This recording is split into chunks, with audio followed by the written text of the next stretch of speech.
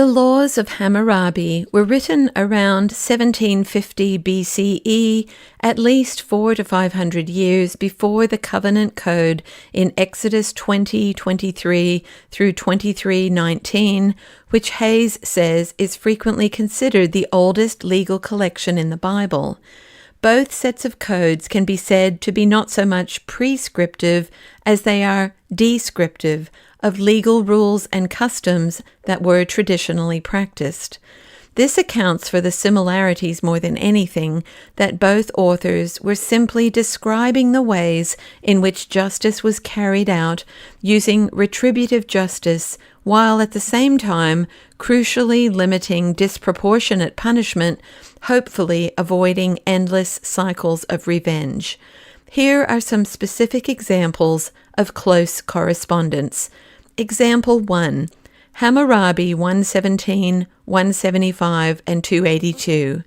If an obligation is outstanding against a man, and he sells or gives into debt service his wife, his son, or his daughter, they shall perform service in the house of their buyer, or of the one who holds them in debt service for 3 years. Their release shall be secured in the 4th year. If a slave of the palace or a slave of a commoner marries a woman of the awilu class, free citizen, and then she bears children, the owner of the slave will have no claims of slavery against the children of the woman of the awilu class. If a slave should declare to his master, "You are not my master," he, the master, shall bring charge and proof against him that he is indeed his slave, and his master shall cut off his ear. Exodus 21, 2 through 6, NRSV. When you buy a male Hebrew slave, he shall serve 6 years, but in the 7th he shall go out a free person without debt. If he comes in single, he shall go out single. If he comes in married, then his wife shall go out with him. If his master gives him a wife, and she bears him sons or daughters, the wife and her children shall be her master's, and he shall go out alone. But if the slave declares, "I love my master, my wife, and my children, I will not go out a free person," then his master shall bring him before God. He shall be brought to the door or the doorpost, and his master shall pierce his ear with an awl, and he shall serve him for life. The similarities here relate to slavery having time limits after a certain number of years, claims of slavery regarding the children of enslaved persons, and the visual marking of an enslaved person's ear in order to designate their status with regards to slavery. Example 2. Hammurabi 209 through 214. If an awilu strikes a woman of the awilu class and thereby causes her to miscarry her fetus, he shall weigh and deliver 10 shekels of silver for her fetus. If that woman should die, they shall kill his daughter. If he should cause a woman of the commoner class to miscarry her fetus by the beating, he shall weigh and deliver 5 shekels of silver. If that woman should die, he shall weigh and deliver 30 shekels of silver. If he strikes an awilu's slave woman and thereby causes her to miscarry her fetus, he shall weigh and deliver 2 shekels of silver. If that slave woman should die, he shall weigh and deliver 20 shekels of silver. Exodus 21, 22 to 23, NRSV. When people who are fighting injure a pregnant woman so that there is a miscarriage and yet no further harm follows, the one responsible shall be fined what the woman's husband demands, paying as much as the judges determine. If any harm follows, then you shall give life for life.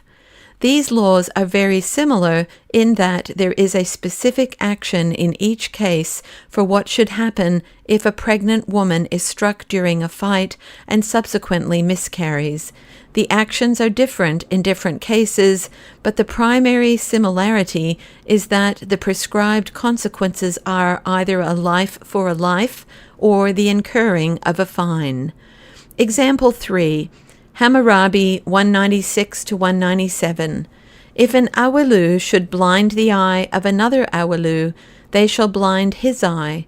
If he should break the bone of another Awilu, they shall break his bone.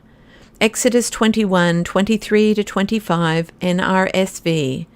If any harm follows, then you shall give life for life, eye for eye, tooth for tooth, hand for hand, foot for foot, burn for burn, wound for wound, stripe for stripe. The similarities here are simple and clear. One injury could be repaid by inflicting an injury of the same type and proportion. In summary, the best explanation for the various notable similarities between laws in Hammurabi and the Covenant Code is that both codes attempted to describe legal rules and customs that were traditionally practiced at the time. There are some significant differences, though, which are crucial to take into account when seeking to understand the origins of Old Testament law. The idea of justice in Mesopotamian thought was that justice was handed down by one or more of the gods, all of whom had limited power or authority, and none of whom seemed to be called to account for themselves. In sharp contrast, Yahweh is the supreme agent of justice who acts always and consistently according to his character, independent of the moral standards applied to humans. That Yahweh tells Israel and Judah to put limits on punishments that could be meted out does not diminish the fact that God, who does not change, is described as the covenanting God whose name is the Lord and made up of love and fidelity. In other words, these limits are evidences of who God is: loving, forgiving, patient, and merciful.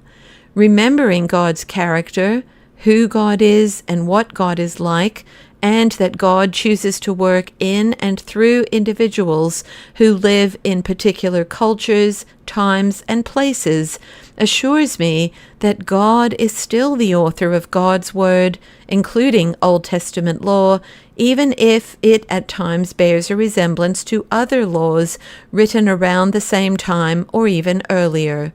God uses it all in redemptive ways for God's glory and the good of humanity and creation.